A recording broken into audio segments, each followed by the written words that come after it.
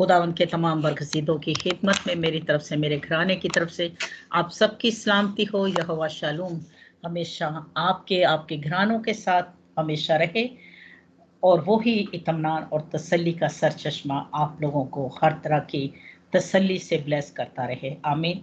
सो हम सबसे पहले बाप, बेटा और रूह कुदस को वेलकम कहते हैं, जो हमारा उस्ताद है, सिखाने वाला है, हमारी रहनुमाई करने वाला है, हमें समझने में और बोलने में हमारी तक़वियत है। आमीन। सो मैं तमाम प्रस्तारों की शुक्रगुजार हूँ।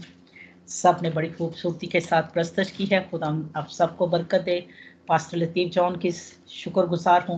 खुदावन अपने सूरमा को बहुत सारी जगहों पर अपने जलाल के लिए खर्चो इस्तेमाल करे और रूहानी और जिस्मानी शिफा से खुदावंद अपने बंदा को कसरत के साथ ब्लेस करे।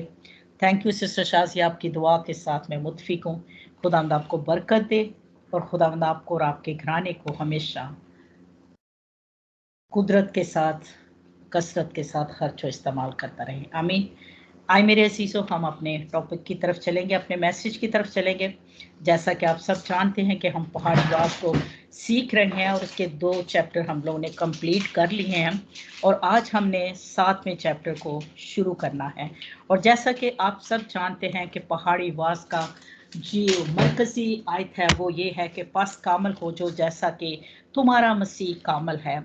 और बाप जो है वो उसने अपने बेटे को इस दुनिया में भेजा कि हम उसकी, जैसे वो इस ज़मीनी सफ़र को क्या कर रहा है, पाकीज़गी के साथ गुजार रहा है, हम भी उसको फॉलो करते हुए वैसे ही इस ज़मीनी सफ़र को कम्प्लीटली तौर पर पाकीज़गी के साथ गुजारने वाले हों, ताकि उस आसमानी बादशाह के म्यार के मुताबिक हम सब उतरने वाले हों और उसमें हम सब शामिल होने वाले हों। यहाँ पर हम जानते हैं कि खुदावंद यीशु मसीह ने अपने शागिर्दों को जब खिदमत के लिए भेजना था तो उन्होंने वहाँ पर उनको हदायत दी कि उनका जो मुंह के बोलने का अंदाज है वो कैसा होना चाहिए और वो कैसे उन रूहों को जो है वो जीत सकते हैं और कैसे उन रूहों को जो है खुदावंद के कलाम की तरफ माइल कर सकते हैं। हालेलुया। आए मेरे साथ खुदावंद के मुकद्दस कलाम में से देखें, मुकद्दस मत्ती रसूल की अंजील और उसका 7वां बाब और उसकी पहली 6 आयत जो है आज हम उस पर सीखेंगे कि खुदावंद हमारी जिंदगियों में जो देखता है वो चाहता है कि वो नहीं होना चाहिए, बल्कि क्या होना चाहिए, वो होना चाहिए जो कि इस कलाम के मुताबिक है। हालेलुया। यहाँ पर लिखा है 7वें बाब की पहली और 6ठी आयत में लिखा है, ऐब जोई ना करो कि तुम्हारी भी ऐब जोई की जाए। ऐब जोई जो लफ्ज़ है, अगर हमको इसको इंग्लिश में बोलते हैं तो इसका मतलब है टू ब्लेम, किसी पर इल्ज़ाम लगाना, किसी के ऐबों को जो है उछालना और किसी के ऐबों को हमेशा दूसरों के आगे बयान करना और दूसरों की हमेशा हर वक्त बदगोई करते रहना, चुगली करते रहना।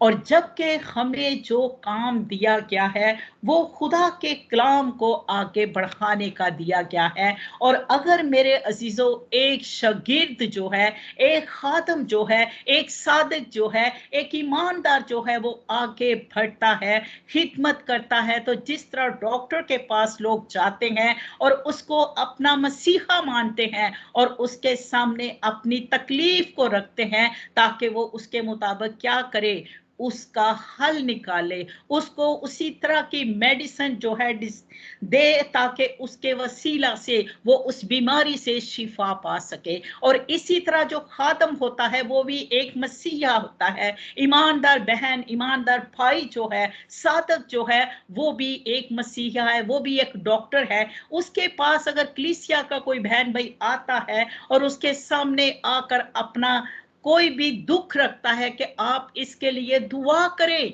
ताकि मैं इस मुश्किल से निकल सकूं, तो हमें जो खुदा का कलाम सिखाता है हमें क्या करना है। जिस तरह मेरे अजीजों, अगर हम इमसाल में पढ़ें तो वहां पर बड़ी खूबसूरत आयत लिखी हुई है, इमसाल 10 बाब और उसकी 21 आयत के सादक के होंठ जो हैं बत्थेरों को गुस्सा पहुंचाते हैं, लेकिन अहमक बेअक्ली से मरते हैं।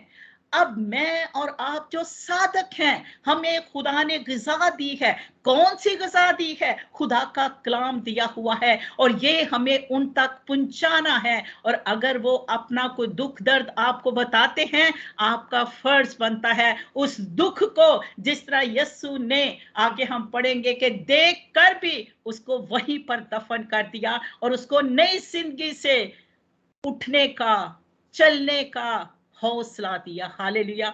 तो इसी तरह आज यहाँ पर भी अगर कोई हमें बताता है तो हमें उसको अपने दिल में रखना है, ताकि आगे उस बेटी का, बेटे का जो है, उस खादम से, उस बहन से, उस भाई से जो है एतमाद ना खत्म हो जाए, बल्कि वो जान सके कि वाकया ही आसमान पर तो मेरा हमदर्द है, इस दुनिया में भी अगर मैं किसी के सामने अपना दुख बयान कर सकती हूँ तो वो मेरे दुख को समझता है और उसको आगे डिलीवर नहीं करता, उसको क्या करता है, क्योंकि अक्सर लोगों की आदत होती है, वो कहते हैं फलां बहन बड़ी ईमानदार है, ओदियां तो मुसीबतां ही नहीं खत्म होंदियां। मेरे अजीजों, ये लफ्ज जो है ना, हम दूसरों को मार डालते हैं, क्योंकि अल्फाज मार डालते हैं लेकिन रूह जिंदा करती है। हालेलुया। और हम में जो रूह बसा हुआ है वो जिंदगी देने वाला रूह है, हम में जो रूह बसा हुआ है वो तकवीयत देने वाला रूह है। और इसीलिए खुदावंद का बंदा कहता है कि साधकों के होंठ बथेरों को गुस्सा पहुंचाते हैं, ना कि उसके लिए ठोकर का सबब बनते हैं, क्योंकि मैं और आप बरकत के फरजंद हैं, लानत के फरजंद नहीं है। सो हमें किसी की ऐब चोई नहीं करनी। अगर हम किसी की ऐब चोई करते हैं, अगर आप आज तय खाने में जाकर किसी की ऐब जोई कर रहे हैं, तो मेरे अजीजों, इस ऐब जोई का जो है छतों पर भी, कोठों पर जो है, इसका ऐलान होगा। क्योंकि मेरा और आपका जो खुदा है वो कहता है कि हमें क्या करना है, ऐबों पर पर्दा डालना है। इसलिए उसने अपने बेटे को इस दुनिया में भेजा, ताकि हम जो सब ही गुनाहगार थे, हमारे ऐबों को उसका बेटा अपने पाक खून के वसीला से, उस कुर्बानी के वसीला से क्या करे, हमें पाक और साफ कर सके। हालेलुया। और हम देखेंगे खुदावंद के कलाम में से, पुराने अहदनामा में हम जाएंगे और सबसे पहले हम देखेंगे गिनती में कि वहां पर जो खुदावंद का बंदा मूसा है, गिनती 12 बाब, और ये पूरे चैप्टर में लिखा हुआ है, लेकिन मैं आप लोगों के साथ इसको पढ़ूंगी नहीं, लेकिन मैं आप लोगों को बताना चाहती हूँ कि वहां पर मूसा की बहन मरियम है और हारून है, और वो क्या कह रहे हैं, वो वहां पर कहते हैं मरियम और हारून उसकी बदगोई करने लगे और कहने लगे कि क्या खुदा फक्त मूसा ही से बातें करता है, हमसे क्यों नहीं बातें करता। मेरे अजीजों, आज मेरी और आपकी ये ख्वाहिश होनी चाहिए कि अगर एक ईमानदार जो खुदावंद में बढ़ रहा है और उसके बोलने के कलाम के वसीला से, दुआ के वसीला से, प्रस्तश के वसीला से, उसकी मौजूदगी के वसीला से हमें बरकत मिल रही है, तो उसके लिए हम अपने मुंह को जो है, इसके बजाय कि हम उसकी बदगोई दूसरों के साथ करने वाले हों, बल्कि उसकी तारीफ करें, उसका हौसला बढ़े, और उसके लिए हम ये दुआ करें कि खुदावंद इस पर और अपना फजल करे, क्योंकि ये जुबान, शागिर्दों की जुबान जो है, ये हमेशा खुदा ने इसीलिए अपना रोल हमें दिखाया कि हमें इस जुबान को जो है खुदा के जलाल के लिए इस्तेमाल करनी है, क्योंकि एक ही मुंह से खारा और मीठा पानी नहीं निकलना चाहिए, और दो दिलों से, दो कश्तियों के सवारों से खुदावंद को शदीद नफरत है। और हमें क्या करना है, यहाँ पर वो मूसा की बदगोई कर रहे हैं, तो खुदावंद कहता है कि मूसा तो रूहे जमीन में सबसे ज्यादा हलीम है। Hallelujah, praise the Lord. मैं कहती हूँ मुबारक है वो बेटी और बेटा, वो खादम, जिसके लिए खुदावंद बोले कि वो मेरा बेटा जो है वो सबसे हलीम है। और फिर अगर आप 7 आयत में देखें तो वहां पर देखें कि जैसे ही मरियम ने और मूसा ने अपने ही भाई के खिलाफ बदगोई की है, तो खुदा ने क्या किया है, खुदा ने उनको कहा, सो तुमको खादम मूसा की बदगोई करते हुए खौफ क्यों ना आया। देखें, अगर मैं और आप अपनी जगह पर खुदा के कलाम के साथ बिल्कुल परफेक्ट चल रहे हैं, तो मेरे अजीजों, आपका बोझ उठाने वाला खुद जो है, जो आपके खिलाफ बोल रहा है, जो आपकी बदगोई कर रहा है, उसके लिए वो खुद जो है वो आगे बढ़कर आपकी वकालत करेगा। ऐसे नहीं हम गाते कि जंग जिन्ना दी लड़दा यहोवा, वो जंग कदी नहीं हारदे, ते जिन्ना सूरमा दे अगे चलदा यहोवा, वो सूरमा कदी थकदे नहीं। हालेलुया। और यहाँ पर देखें, उसका जो सूरमा मूसा है, उसके लिए खुदावन क्या कह रहा है कि तुम्हें खौफ ना आया, और खुदावन का गजब उन पर भटका और वो चला गया और अबर खैमा के ऊपर से हट गया, और मरियम कोर से बर्फ की मानंद सफेद हो गई। अब देखें यहां पर बदगोई करने की, ऐबजोई करने की उस खादम पर जो खुदा का पसंदीदा है और उसका हलीम खादम है, और जो के हमेशा अपनों के लिए, बनी इस्राएल के लिए शिफायत करने वाला है, उसके लिए बोलने की वजह से आज वो क्या हुई है, खुद कहते हैं ना, जो किसी के लिए गड़ा खोदता है वो खुद उसमें गिरता है। बिल्कुल ऐसा ही होता है, और यहाँ पर ऐसा ही हुआ कि मरियम जो है बर्फ की माने जो है वो सफेद हो गई है, वो कोर से भर गई है। और अब देखें खुदा का बंदा जो मूसा है वो क्या कह रहा है, 13वीं आयत में देखे, तब मूसा खुदा से फरियाद करने लगा, आए खुदा, मैं तेरी मिन्नत करता हूं, इसे शिफा दे। और खुदावंद ने मूसा से कहा, अगर उसके बाप ने उसके मुंह पर फग थूका ही होता तो क्या 7 दिन तक वो शर्मिंदा ना रहती। सो वो 7 दिन तक लश्कर गाह के बाहर बंद रहेगी और उसके बाद फिर अंदर ना आने पाएगी। और मरियम 7 दिन लश्कर गाह के बाहर बंद रही और लोगों ने जब तक वो अंदर ना आने पाई कुछ ना किया।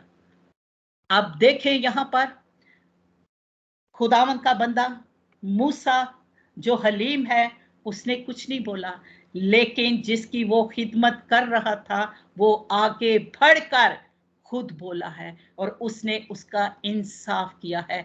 अगर मैं और आप कहते हैं कि हम उसके शागिर्द हैं और हम अपने, अगर हमें हमें किसी ने कोई हमारे खिलाफ बोला है और कुछ दूसरे तीसरे ने आके हमें बता दिया है कि उसने आपके खिलाफ ऐसा बोला है, तो आपने भी उसके लिए दुगनी और ज्यादा उसके ऐप निकाले हैं, तो मेरे अजीजों, आपने अपना खुद ही मुकदमे को लड़ रही है। आप खुदा से तवक्को ना रखे कि वो आपको सरफराजी देगा या मुझे सरफराजी देगा अगर ये मैंने रद्दे अमल किया है, क्योंकि शागिर्द हमेशा उस्ताद को फॉलो करे, और मेरा और आपका जो उस्ताद है वो यीशु है, वो हमारा रोल मॉडल है। और अगर हम उसको फॉलो कर रहे हैं तो मेरे अजीजों, फिर हमें मूसा की तरह खुदा पर ही छोड़ देना है। हमें ये नहीं करना कि हम उसका बदला लें। हालेलुया। हम आगे पढ़ेंगे खुदावन के कलाम में दूसरी आयत में कि वहां पर जो है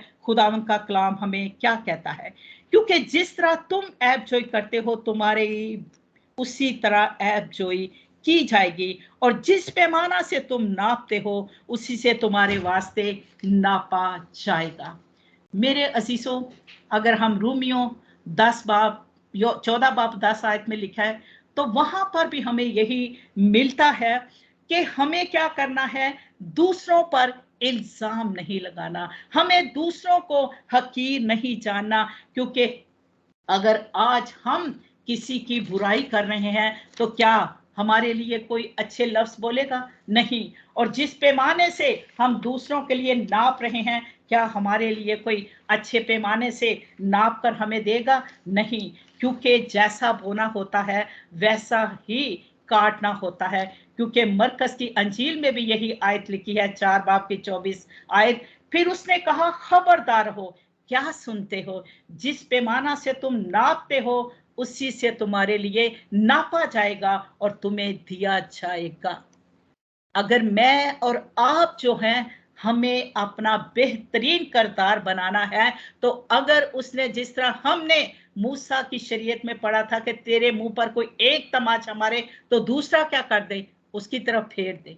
और खुदा भी जो है उस शरीयत को तर्क करने, मनसूख करने नहीं, बल्कि पूरा करने आया है। सो हमें भी क्या करना है कि जो हम साधक हैं, अपने होंठों से अगर उसने हम पर लानत दी है या हमारी कोई ऐब की निकाला है, तो हमें खुदा के आगे झुकना है, क्योंकि वो हमारा इंसाफ करने वाला है। और हमें खुदा से कहना है कि खुदावन, अगर मुझसे अनजाने में या जानबूझकर इस बहन भाई को मैंने दुख दिया है, तकलीफ दी है, जिसकी वजह से इसका मुंह मेरे लिए ऐसा खुला है, तो खुदावन मुझे माफ कर दे और मुझे ये तौफीक दे कि मैं इसके लिए बरकत के अल्फाज ही निकालूं। और जब वो बोल रहा हो तो आप उसके मुंह पे भी कह सकते हैं, मेरी बहन, खुदावन आपको बरकत दे, खुदावन आपके साथ हो सकता है मुझसे ये गलती हुई है, तो प्लीज आप भी मेरे लिए दुआ करें और मैं भी अपने लिए दुआ करती हूं, ताकि मैं खुदावन की जो खात्मा हूं, बेटी हूं, जब मैं सादक कहलाई हूं, ईमानदार कहलाई हूं, तो मैं वो काम ना करूं जो मेरे खुदा के कलाम के खिलाफ है, और जिसके वसीला से मेरा खुदा मुझसे ना खुश है, और जिसके वसीला से मेरी बहन आप भी मुझसे ना खुश हैं। सो मेरे अजीजों, ये जो हलीमी है, कहते हैं ना कि जुबान में हड्डी नहीं होती, लेकिन ये जुबान क्या करती है, जब ये बोलती है तो इंसान को जख्मी कर देती है, चीर देती है, और ये जुबान ही इंसान को तख्त पर बिठाती है और तख्त से उतारती भी है, यही नजरों से गिराती है और यही नजरों में खड़ा करती है। हालेलुया। सो ये जुबान जो है हमारी खुदावंद की तारीफ के लिए, हम के लिए, उसके जलाली कामों के लिए है, ना कि दूसरों के ऐबों को निकालने के लिए है। यूहन्ना की अंजील में हम देखेंगे कि वहां पर 8वें बाब की 7 से 9 आयत पर, वहां पर जब एक औरत को जो ज़ना में पकड़ी गई है और उसको ऐन वक्त पर पकड़ा गया है, और उसको किस पर के पास लेकर आए हैं, यीशु के पास लेकर आए हैं, और उसको क्या कहा गया है कि इसको हमने ऐन वक्त गुनाह करते हुए पकड़ा है। तो वहां पर यीशु मसीह ने क्या कहा है, तुम में से जो नेक है वो इसको पत्थर मारे। वहां पर किसी ने पत्थर नहीं मारा, सब चले गए हैं। और वहां पर यीशु ने क्यों नहीं उस औरत को सजा दी? मेरे अजीजों, अगर हम शरीयत में, मूसा की शरीयत में पढ़ते हैं, तो वहां पर जो है दोनों को लेकर आते थे, औरत को भी और मर्द को भी, और फिर उनको संसार किया जाता था। और यहां पर औरत ही को लेकर आए हैं। ये कौन सा इंसाफ है? खुदा ने तो हमें किसी की अदालत करने के लिए नहीं कहा, खुदा ने तो हमें नहीं कहा किसी की तरफ उंगली करना, क्योंकि ये तो काम उसका है, जज तो वो है। तो यहां पर क्या किया गया है, उस औरत को लेकर आए हैं। मेरे अजीजों, उस औरत ने किसके साथ ज़ना किया है? किस लड़की के साथ, किस लड़के के साथ, किस दरख्त के साथ, किसके साथ उसने किया है?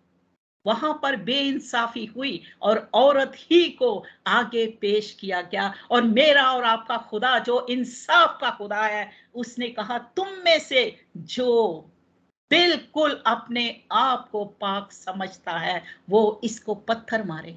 वहां पर कोई पत्थर नहीं मार रहा था, और यीशु मसीह खुद भी अपने सर को झुकाकर जमीन पर लिख रहे थे। क्या वो दिलों को और गुर्दों को जांचने वाला खुदा नहीं है?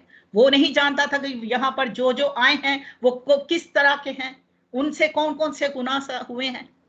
मेरे अजीजों, जो यहाँ पर भी यीशु मसीह पहाड़ी वास में इन शागिर्दों को जो तालीम दे रहे हैं, उसमें पुख्ता कर रहे हैं, इसी काम के लिए पुख्ता कर रहे हैं कि आप लोगों ने जाना है, आपको हर किस्म के लोगों से वास्ता पड़ेगा, और तुम लोगों ने अगर देखना भी है तो उनके गुनाहों को क्या करना है, उस पर पर्दा डालना है। किसके वसीला से? इस कलाम के वसीला से, इस कलाम की रोशनाई उनको करवानी है। और जब उनको पता चल जाएगा कि हम गुनाहगार हैं, तो वो क्या करेंगे?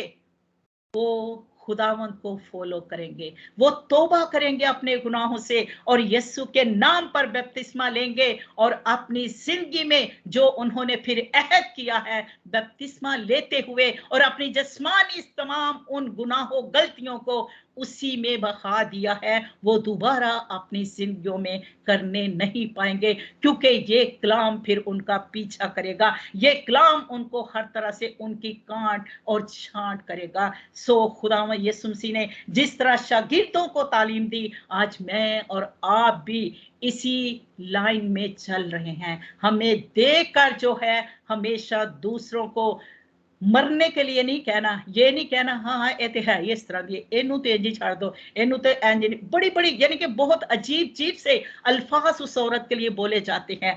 लेकिन मेरे अजीजों, मैं आप लोगों को एक कहानी सुनाती हूँ, जीती जाती।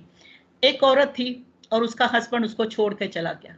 वो औरत जो थी खुदा के साथ चलती थी, लेकिन क्या हुआ, उसके मुश्किल हालात आए, वो अपने ईमान से डोल गई और उसने क्या किया, उसने वो दूसरा काम जो है वो शुरू कर दिया, और जिसके वसीला से वो अपने बच्चों को पेट पालने के लिए उसने क्या किया कि वो जो है वो दूसरे काम में पड़ के अपने बच्चों के लिए कमाई का जरिया बनने लगी। और जब उसने ऐसा करना शुरू कर दिया तो वहां के जो खादम थे उसने देखा कि ये एक ईमानदार बेटी जो है ऐसे हालात की वजह से यहाँ पर कलीसिया में आई है, तो ये कलीसिया ने उसको क्या किया है, उसके खिलाफ बदगोइयां की हैं और उसके वो ईमान से बरगश्ता कर दिया है। और वो औरत जो है अब जो है वो दूसरी तरह कामों की तरफ माइल हो गई है, ऐसे धंधे करके तो वो अपने बच्चों के पेट को पालना शुरू कर दिया है। अब वही औरतें जिन्होंने उसको ठोकरें खिलाई थी, वही औरतों ने क्या किया है, उसके लिए दुआएं और रोसे शुरू कर दिए। अब पास्टर जी ने उससे कहा आपके दुआ और रोसे से उस वक्त तक फायदा नहीं होगा जब तक आप उस औरत के पीछे नहीं जाएंगी और उससे माफी नहीं मांगेगी और उसको कलाम से रोशनास नहीं करवाएंगी कि मेरी बहन जो आपसे गलती हुई है, मैं और आप भी उसी खुदा को मानने वाली हैं, वो ऐबों को छुपाने वाला है, उसने अपने बेटे के वसीला से हमारे ऐबों को हमसे धो दिया है। तो मेरी बहन आप वापस आ जाएं, आप इन कामों को छोड़ दें, आप मजीद ऐसी नागहान जिंदगी को नहीं गुजारें, बल्कि आप खुदावन के पास आ जाए, वो आप पर रहम करेगा। आप अपना इकरार कर रहे, पहले हम आपसे माफी मांगते हैं और उसके बाद आप भी जो है उससे खुदा से माफी मांगे। अब उन्होंने रोज रोज जैसे वो जाती थी निकलती थी उस धंधे के लिए, वो औरतें उसी सड़क पर आ जाती थी और उससे रोज रोज बात करती थी। अब रोज रोज जब उन्होंने खुदा के कलाम का बीज उनकी जिंदगियों में बोया,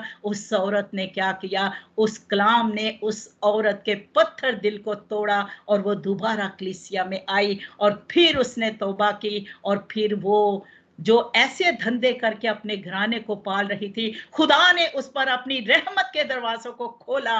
तो मेरे अजीजों वो फिर खुदा के साथ चलती रही और खुदा उसके लिए दरवाजों को खोलता रहा। हालेलुया। आज मेरी और आपकी जुबान जो है एक शागिर्द वाली, एक यीशु वाली जुबान होनी चाहिए, ताकि हम ऐबों को छुपाने वाले हों, ना उनको उछालने वाले हों। हालेलुया। आगे लिखा हुआ है, तो क्यों अपने भाई की आंख के तिनके को देखता है और जबकि अपनी आंख के शतीर पर गौर नहीं करता। अब तिनका एक छोटा सा तिनका होता है और शतीर एक बहुत बड़ा होता है।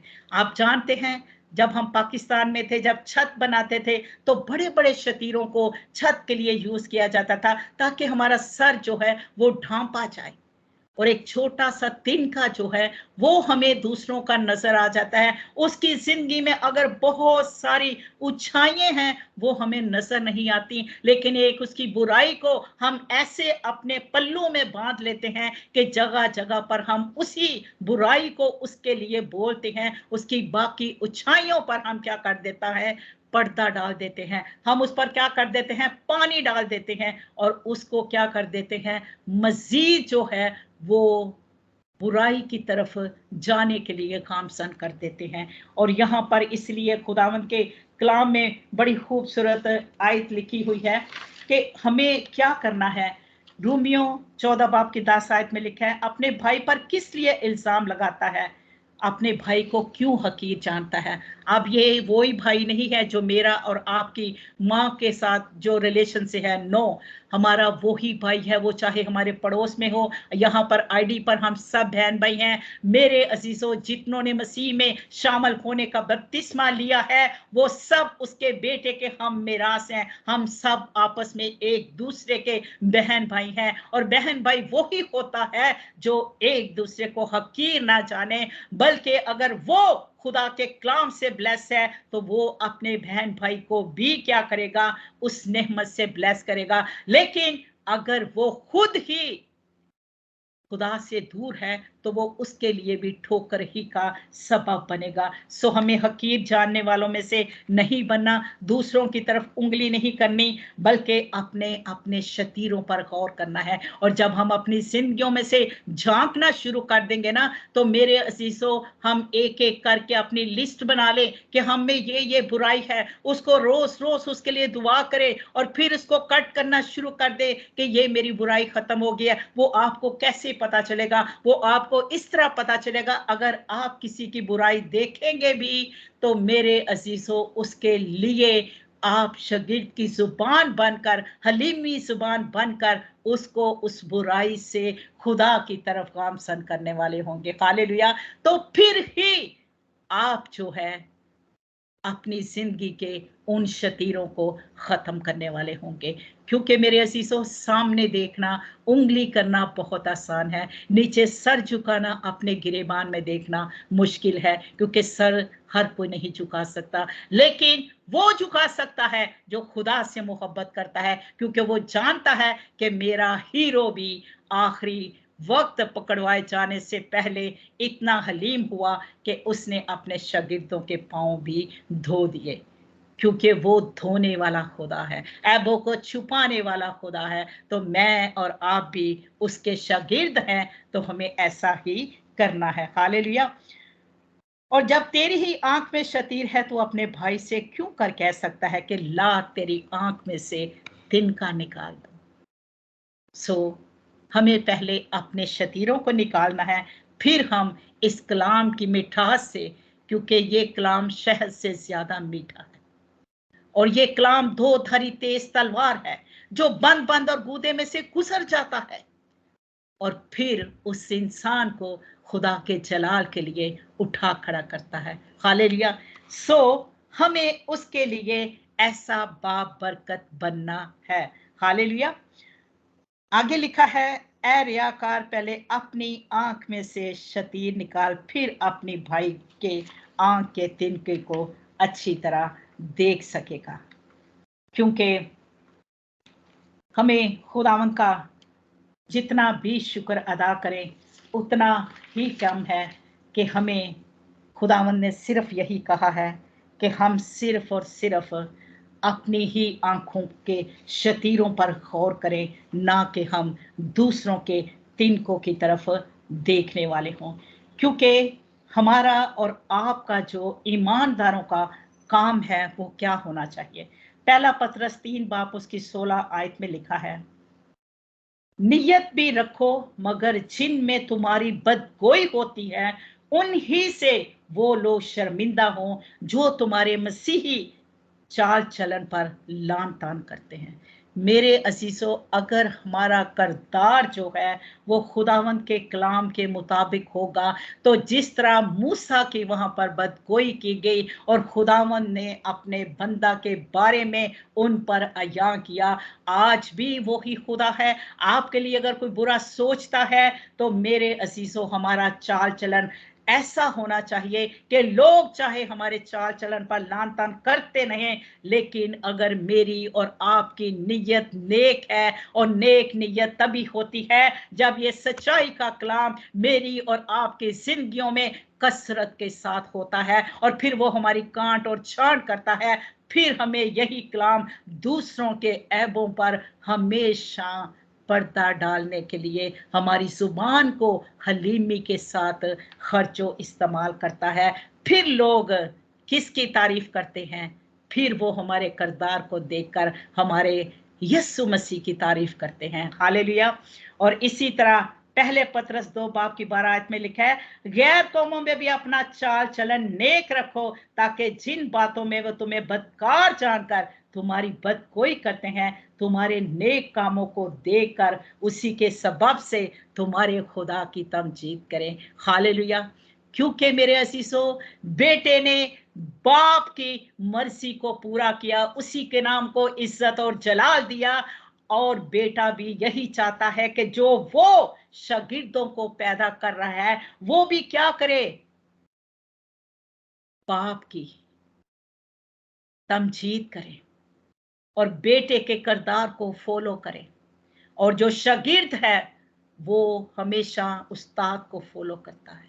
आज अगर मैं और आप भी अपने अपने कलीसियों में, आईडीज पर, जहां पर भी हमें ऐसे ऐसे खादमिन मिलते हैं, मेरे अजीजों, हमें कभी भी खुदा ने नहीं कहा कि हम उनकी तरफ उंगली करें। हमारा काम है उनके लिए हमेशा उनके बाज़मों को उठाने वाले बने, क्योंकि मूसा के बाज़मों को उठाने के लिए जब तक उसके साथ उस कलीसिया के लोग जो थे उसके बाज़मों को उठाए रखते थे, तो वो खादम जो था हमेशा कभी ना डाल नहीं होता था। मैं और आप भी जो हैं, हम भी ऐसे ही बने, ताकि क्या हो, लोग किसकी तमजीद करें, खुदा की तमजीद करें। हालेलुया।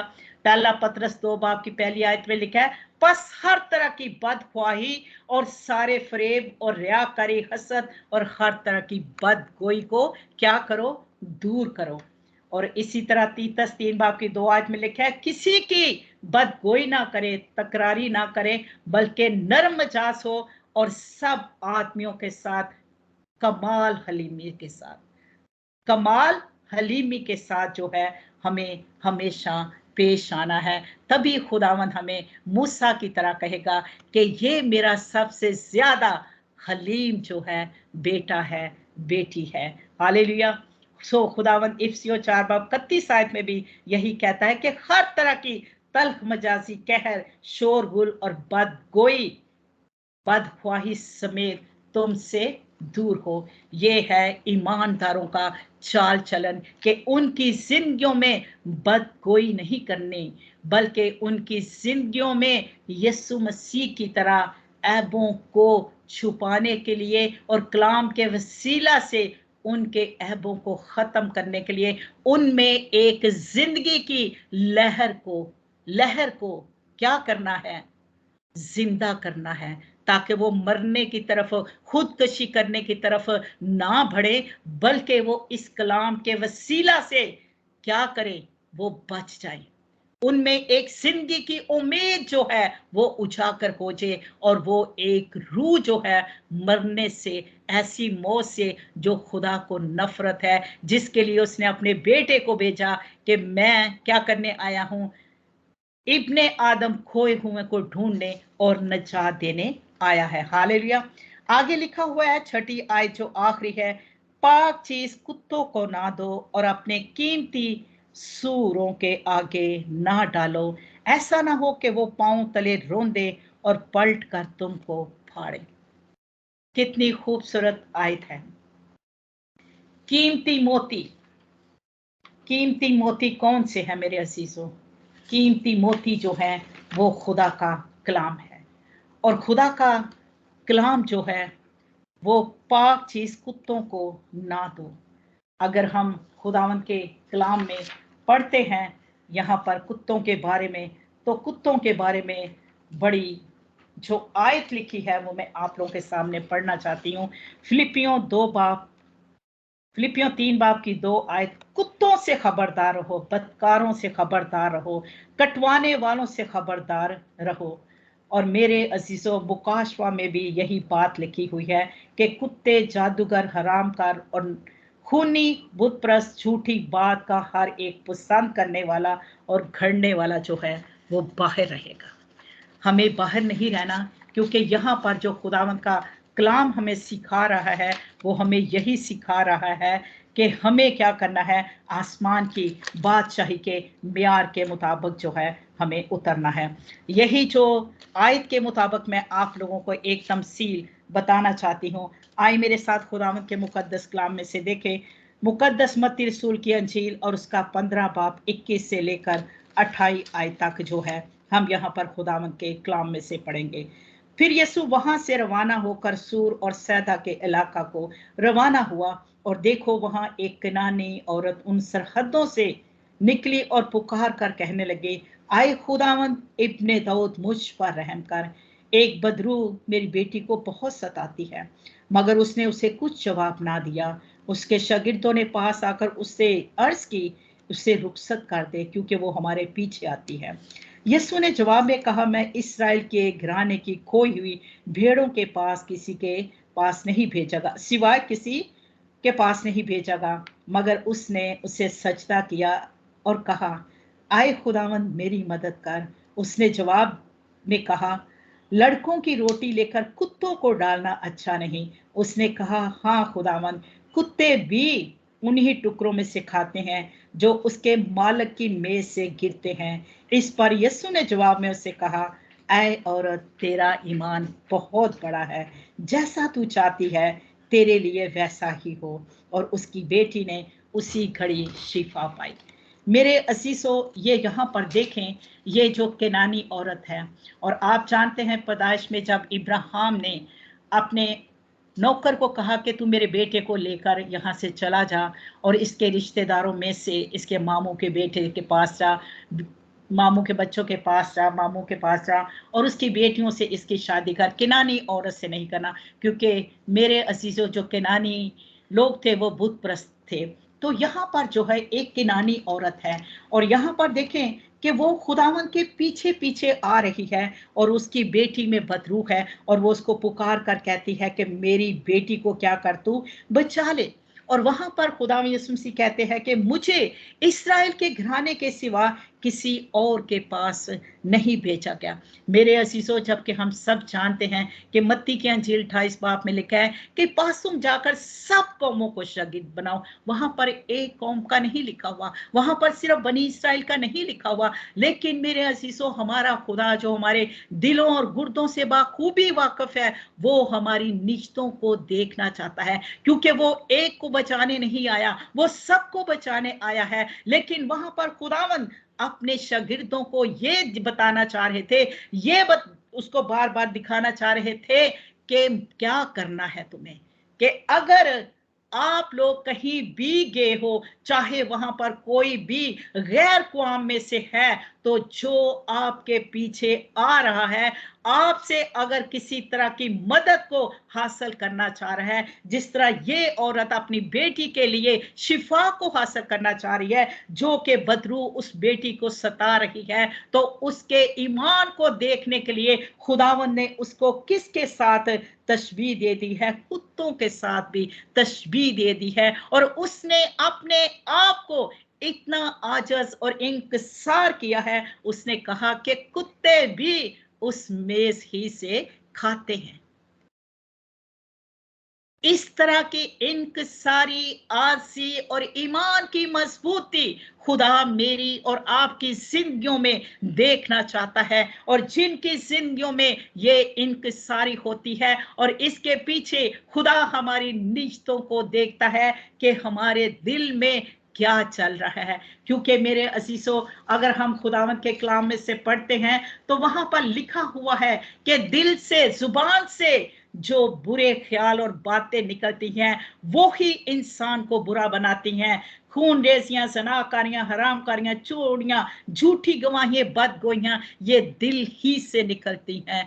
और मेरे अजीजों, यहाँ पर जो है खुदावंद यीशु मसीह ने उस औरत के दिल की आर्ज़ी को देखा है, उसके दिल की नीयत को देखा है, उस सच्चाई को देखा है, और कहा है कि वाकया ही ये औरत जो है इस ईमान के साथ आगे बढ़ी है और अपने आप को आजिज़ कर दिया है। अब मैं इसको क्या करूंगा, इसकी बेटी को शिफा दूंगा। तो वहां पर लिखा है कि उसने कहा कि आए औरत, तेरा ईमान बहुत बड़ा है।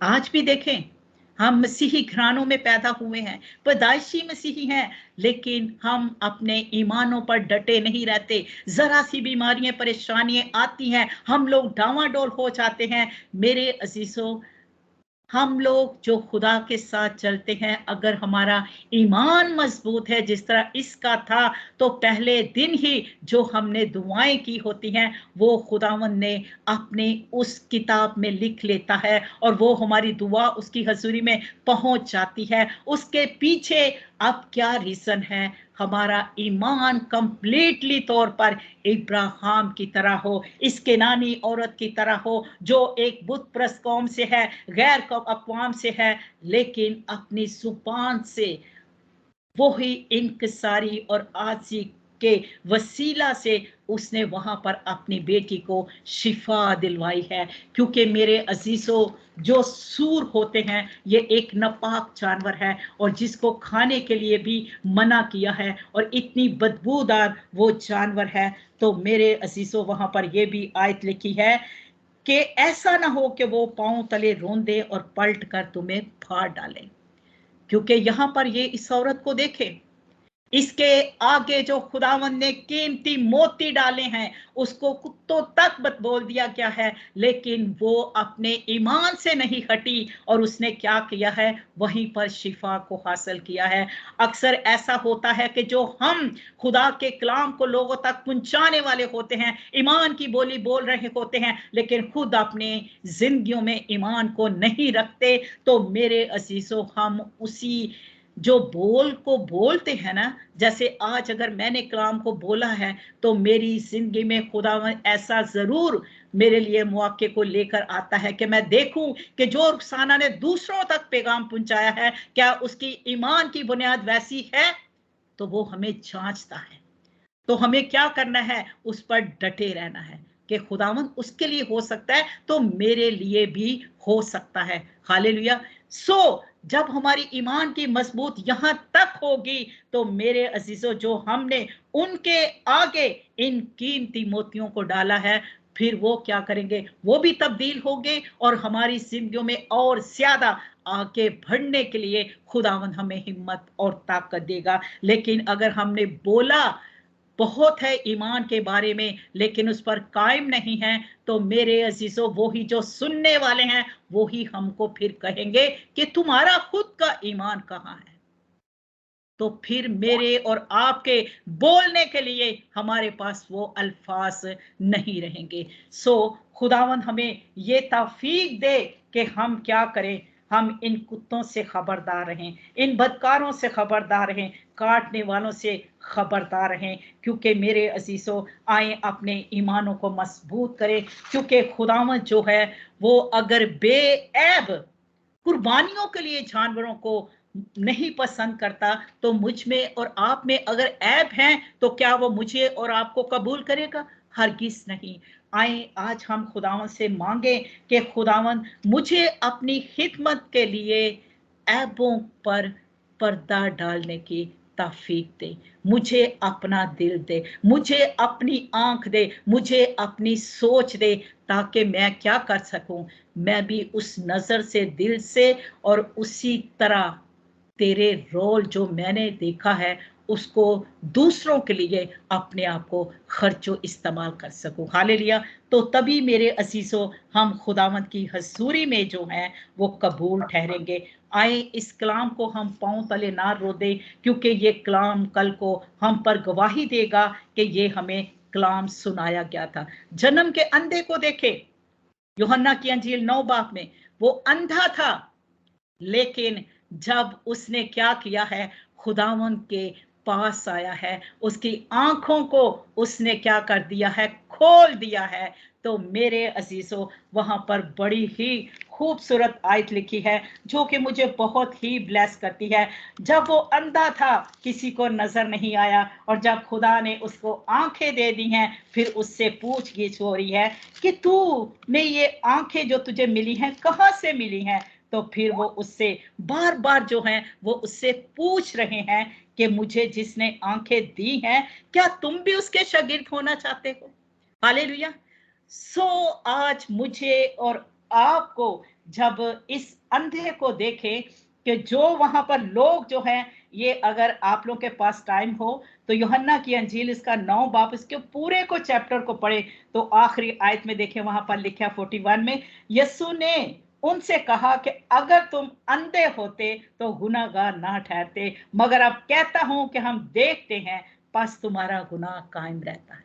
मेरे अजीजों, जब हमारे पास आंखें हैं, हम खुदा के कलाम को पढ़ते हैं, सुनते हैं, खादमीन से भी सुनते हैं, ये कलाम कल को हम पर गवाही देगा। उस अंधे को देखे, वहां पर क्या कहता है